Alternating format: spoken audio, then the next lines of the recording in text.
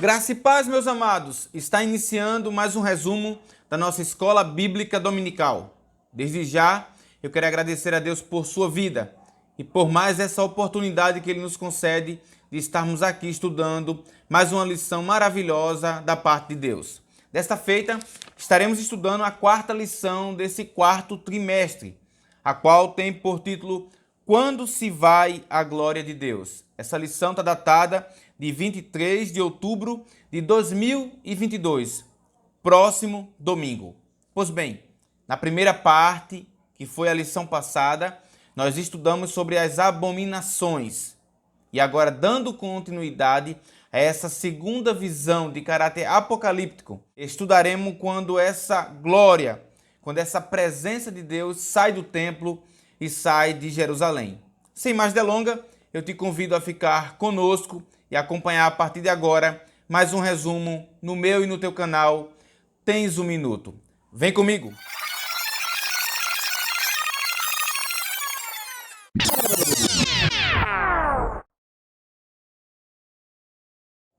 Meu querido irmão, pegue a sua lição, abra aí na nossa lição de número 4 hoje, ou se não, pegue a sua Bíblia, abra também para lermos o nosso texto áureo e a nossa verdade prática. O texto áureo de hoje está lá em Ezequiel, capítulo 11, e o versículo de número 23.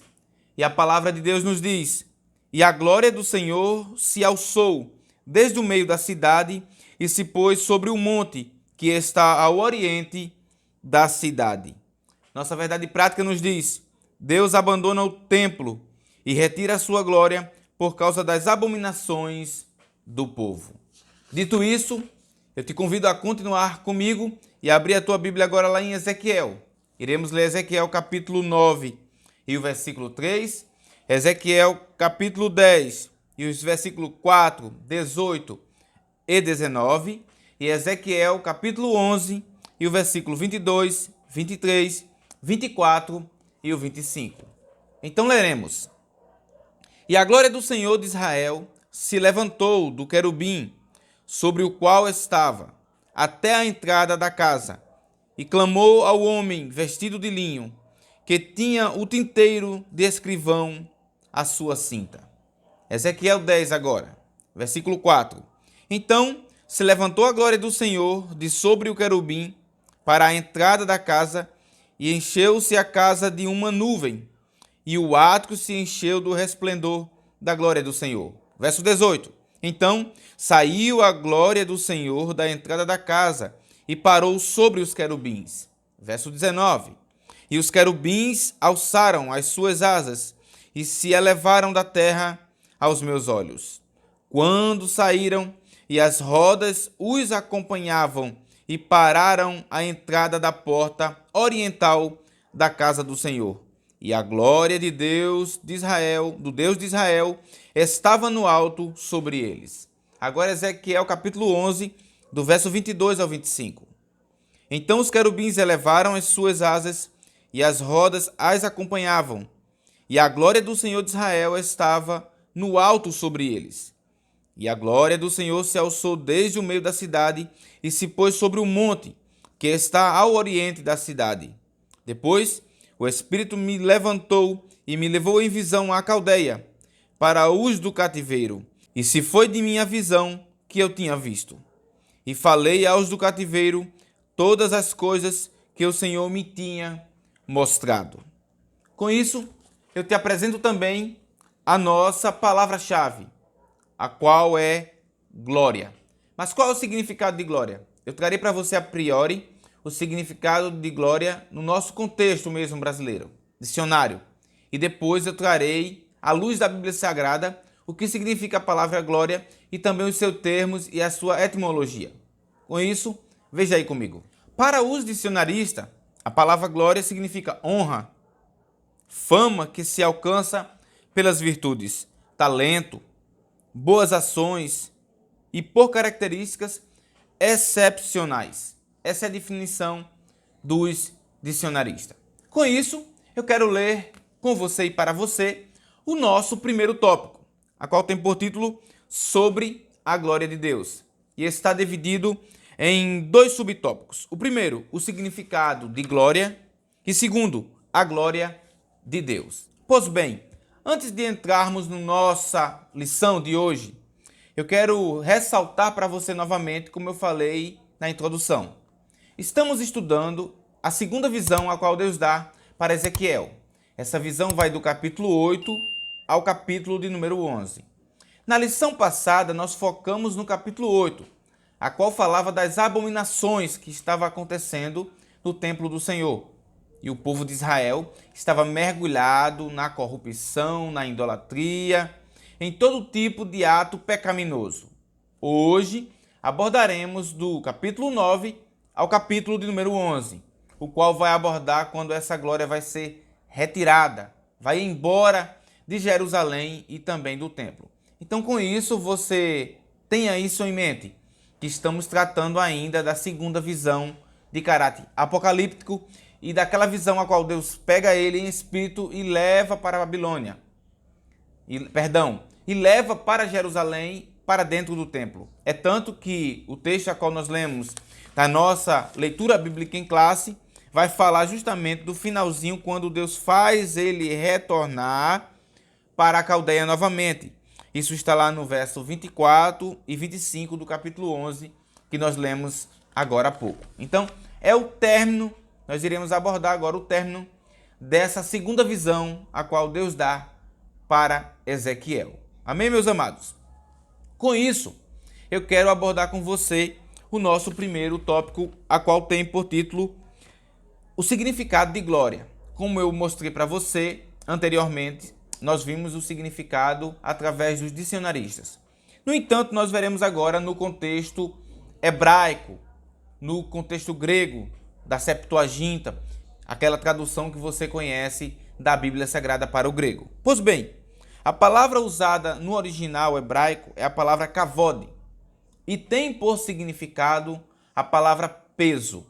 Você vai ver aí essa palavra sendo usada lá em 1 Samuel, capítulo 4 e o verso 18, e também 2 Samuel, capítulo 14 e o verso 26. Uma dessas situações vai ser a situação de Eli. Não sei se você lembra. Eli ali, pai de Ofni e de Finéia. Aqueles dois homens que trabalhavam no templo com seu pai, pois seu pai também era sumo sacerdote, só que eram homens rebeldes e que não serviam ao Senhor na beleza da sua santidade. Então, nesse contexto aqui, kavod tem o significado de peso. Quando vai se haver a tradução para o grego na Septuaginta, então nós teremos a palavra agora doxa.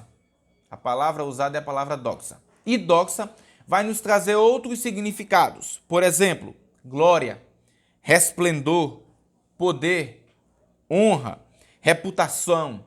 Para você ter uma ideia, a palavra que vai ser usada pelo Ezequiel, ou pelo menos o significado aproximado de Ezequiel nesse contexto a qual nós estamos estudando, é justamente resplendor, ou seja, resplendor da glória, essa glória que é a presença de Deus. Nós veremos mais à frente com detalhe.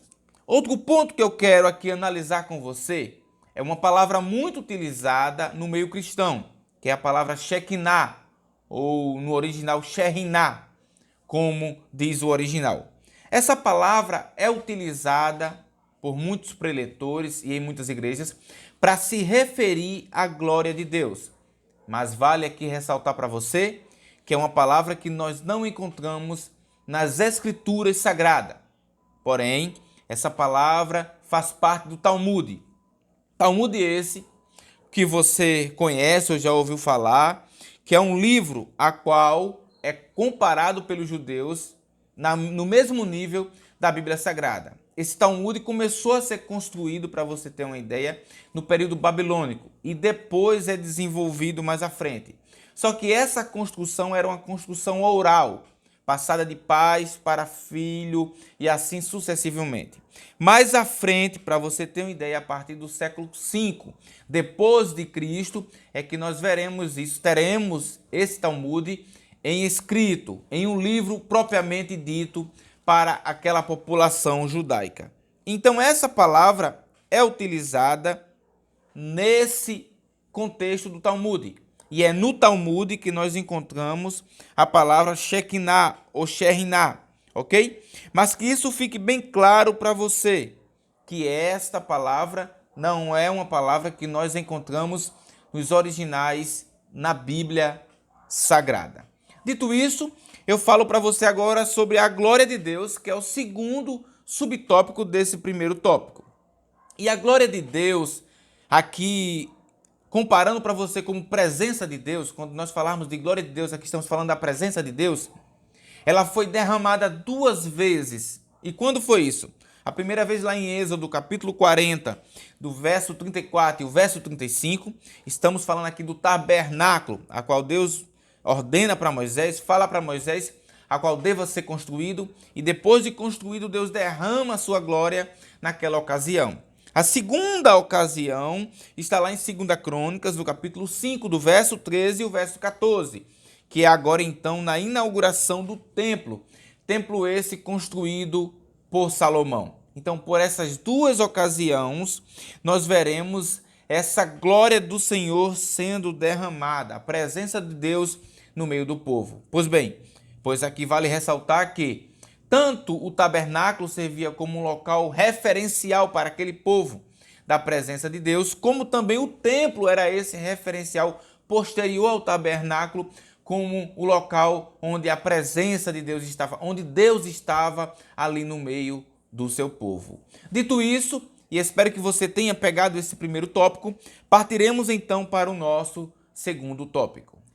Meu amado irmão, nosso segundo tópico tem por título sobre a retirada da glória de Deus. Está dividido em 3 subtópicos. O primeiro, o querubim e a nuvem. O segundo, a retirada da presença de Deus. E por fim, a glória de Deus se pôs sobre o monte das oliveiras. Pois bem, eu quero definir esse tópico de forma clara e objetiva para você em 4 pontos. Primeiro ponto que você deve analisar aqui desse segundo tópico. Primeiro ponto, a glória se levanta do querubim sobre a arca da aliança. Esse é o primeiro ponto. O segundo ponto, passa para a entrada do templo. Terceiro, paira sobre os querubins e aos poucos afasta-se completamente do templo. E quarto e último, a glória de Deus se põe sobre o monte das oliveiras. E aqui eu te convido a refletir comigo e se colocar no lugar de Ezequiel. Imagine Ezequiel vendo essas cenas e o coração aflito de Ezequiel. Ele vendo aos poucos a glória do Senhor se retirando do templo. Se retirando por quê? Porque vale ressaltar aqui que o nosso Deus é santo. E ele exige santidade do seu povo. Se ele é santo, logo ele não se mistura, ele não se encontrará no lugar onde há iniquidade. E o povo de Deus estava em plena iniquidade. Apostataram da fé, estavam vivendo um sincretismo religioso de forma deliberada, sem freio algum. E então a glória de Deus vai se retirando aos poucos, passando pelo querubim, passando mais à frente, chegando à porta. Depois ele toma voo, alças, como o texto fala, e então ele vai para o monte. De pouco a pouco, Ezequiel vai vendo essa glória do Senhor sendo retirada do templo e da cidade por causa do próprio povo. Porque o povo não tinha dado ouvido à voz do Senhor. Ô meu querido, só em olhar essa situação aqui, essa visão a qual Deus dá para Ezequiel, nos traz um panorama de quão terrível é quando a glória de Deus se afasta de um ser humano, quando a glória de Deus se afasta do meio do seu povo. Esse povo se torna vulnerável, esse povo se torna perdido, esse povo não tem mais a sua força, não tem a proteção, não tem seu guia, não tem Deus para lhe ajudar. Isso não aconteceu apenas nos dias de Ezequiel, mas acontece hoje com aquele que não dá ouvido à voz do Senhor, aquele que despreza as suas palavras, aquele que não quer ser guiado pelo bom pastor. Mas aqui nós vemos o panorama de quão terrível é para aquele que abre mão de servir ao Senhor, aquele que abre mão de viver os seus propósitos, aquele que prefere adorar a vários outros deuses, menos ao Deus verdadeiro. O povo de Israel se tornou vulnerável, se tornou sem a glória de Deus, sem a presença dele, por causa da própria escolha deles. E que isso não aconteça na sua vida, nem na vida daqueles que estão ao seu redor, mas que eles dêem ouvido a essa voz do Senhor que brada hoje fortemente, falando ao nosso coração: eu tenho o melhor para você, me escute. Aprenda a andar no meu caminho, a fazer a minha vontade.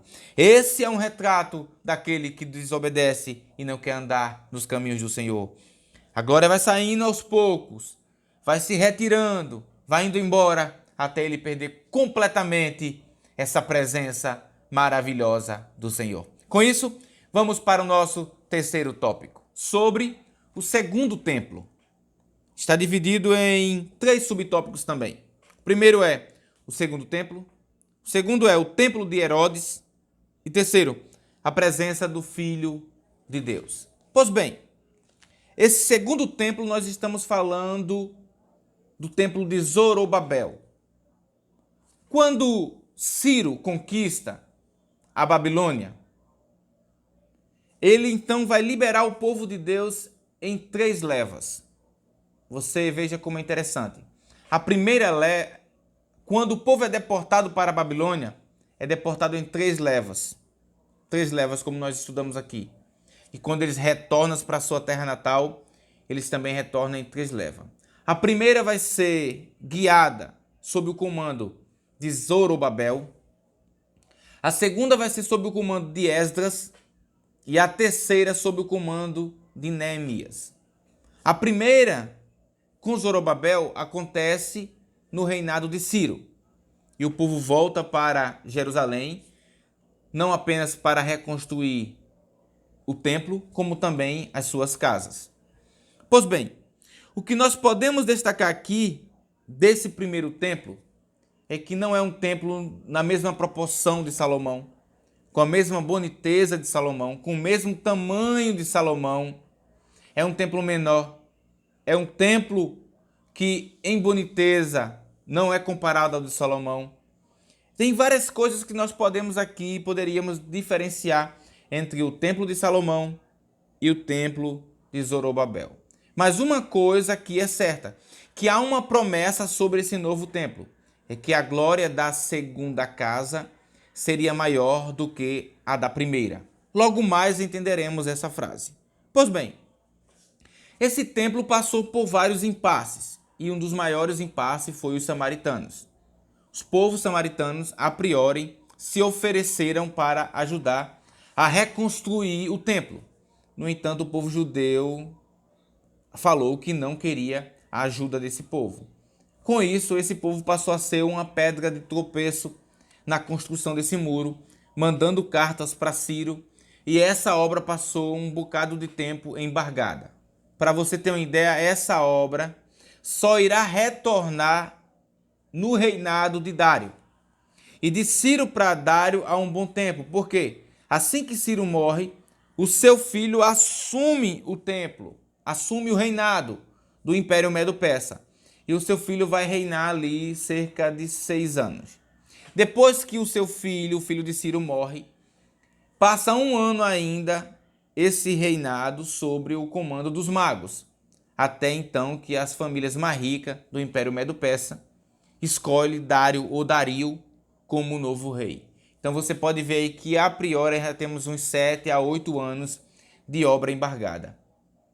Como Flávio Joséfo mesmo cita, Dário, quando assume o reinado, ele convoca uma reunião com todas as lideranças que está sob o seu domínio. E então, nessa reunião, fica acertado o retorno da construção do templo de Jerusalém. Ainda vai haver muitos impasses do samaritano, no entanto, não vai ser possível mais embargar a obra e então o templo é construído. Se você quiser mais saber, à luz da Bíblia Sagrada, sobre essa construção do templo, eu te sugiro que você leia Ageu, e que você também leia Esdras. Esdras vai trazer bastante informação para você acerca dessa construção do templo. Então, livro de Esdras e livro de Ageu também te ajudará bastante nesse sentido. O nosso segundo subtópico desse terceiro tópico vai falar sobre o templo de Herodes. Herodes, quando assume o reinado, que olha para o templo, ele diz, olha, esse templo não está à altura do templo de Salomão. Então ele vai empreender uma reforma. Reforma essa que vai durar 46 anos ou mais. Mas essa reforma, depois de construída, para você ter uma ideia, depois de reformado esse templo, depois de 4 anos, esse templo vai ser destruído novamente no ano 70, para você ter uma ideia. Então, para você não perder o fio da meada, há esse novo templo reconstruído pelo comando de Zorobabel, que dá continuidade, começa com Ciro e dá continuidade em Dário. Nós temos agora uma reforma empreendida por Herodes. E agora nós temos o nosso terceiro e último subtópico desse terceiro tópico, que é a presença do Filho de Deus. Pois bem, como eu falei para você, essa glória da segunda casa seria maior do que a primeira. Eu quero voltar você aqui para você um tema sobre a presença de Deus, ou a glória de Deus. Eu falei para você que a glória de Deus desceu no tabernáculo e desceu também na inauguração do templo de Salomão. No entanto, você não verá essa glória de Deus descendo e enchendo toda a casa nesse segundo templo de Zorobabel. Mas essa glória não desce, mas essa glória entra no templo. E essa glória entra no templo em carne, como João no capítulo 1 diz, né? E o verbo se fez carne e habitou dentro de nós e nós vimos a sua glória. O Filho de Deus entra nesse templo. Primeira vez que entra é quando sua mãe e seu pai vai apresentar a ele, como era de costume dos judeus. Então, esse templo aqui, esse segundo templo, já apontava para o nosso bendito Salvador Jesus Cristo. Aquele a qual substituiria esse templo. Aquele que quando foi morto em morte de cruz, que entregou o seu espírito, o véu do templo se rasgou, tirando assim toda a barreira que existia entre nós e o acesso a Deus. Que coisa maravilhosa é essa! Que palavra bendita saber que tudo isso apontava para o Filho de Deus que veio perdoar os nossos pecados. Com isso, eu quero te convidar a nós abordarmos agora o nosso quarto e último tópico. Antes de lermos o nosso quarto tópico, eu quero te pedir uma coisa que eu sempre peço. Deixa teu like, comenta, compartilha e desde já Deus te abençoe por estar conosco em mais essa lição. O nosso quarto tópico tem por título Sobre o Senhor Jesus e o Templo. Está dividido também em 3 subtópicos. O primeiro, a explicação teológica. Segundo, o fim do templo. E o terceiro, a presença de Deus hoje. Pois bem, eu quero ler para você o que é que Jesus já fala acerca desse templo. Veja o que o autor da revista vai destacar para nós. Jesus disse, eis aqui está quem é maior do que Salomão. Ele está se referindo a quem? A ele mesmo. Está lá em Lucas capítulo 11, verso 31. O construtor do templo. Quem é o construtor do templo? Ele. Salomão era o construtor do templo, só que Jesus era bem maior do que Salomão. Ele declarou ser maior, como o autor diz, do que o templo. Está aqui quem é maior do que o templo. Mateus capítulo 12, verso 6. Jesus não diz apenas que é maior do que o construtor do templo. Ele diz, eu sou maior do que o templo. Veja que coisa maravilhosa. E quando ele cura aquele paralítico de Cafarnaum, que ele declara, perdoados estão os teus pecados, ele já estava mostrando de forma enfática para o sacerdote e sumo sacerdote que o fim do templo estava próximo. E com isso, eu leio o segundo subtópico para você. O que o Senhor Jesus vinha insinuando ou ensinando de maneira indireta na última semana do seu ministério terreno, ele falou diretamente: não ficará pedra sobre pedra que não seja derribada. Dias virão em que se não deixará pedra sobre pedra e que não seja derribada. Lucas capítulo 21 e o verso 6. Jesus anunciou o fim do templo como fizera Ezequiel e os demais profetas. A glória de Deus se retirou do templo antes da sua destruição. Veja que coisa interessante, mais uma vez, Jesus fazendo esse paralelo com Ezequiel, o Ezequiel apontando para Jesus e nos mostrando mais uma vez que quando a glória, a presença do Senhor sai de um templo, sai da vida de um ser humano, a destruição é certa, porque Cristo é a razão, a única razão da nossa existência. E a presença de Deus hoje? A presença de Deus hoje está aí, dentro de você e dentro de mim. Ele hoje habita em nós. Oh, glória a Deus por isso. Deixa eu ler para você. Que coisa interessante o autor da revista coloca aqui. O Senhor Jesus substituiu de uma vez por toda o templo. Desde então, é em Jesus que temos a redenção e o perdão dos nossos pecados. Não existe mais o templo de Jerusalém, mas Deus habita no cristão individualmente. Oh, meu querido, você hoje é templo e morada desse Deus todo-poderoso. Que Deus abençoe a sua vida poderosamente, que você nunca venha se afastar dessa presença maravilhosa, mas que você todos os dias esteja atento à voz dele, atento ao que ele tem te mandado fazer. Não desobedeça ao Senhor, mas seja um discípulo dele fielmente. Forte abraço e fique na paz.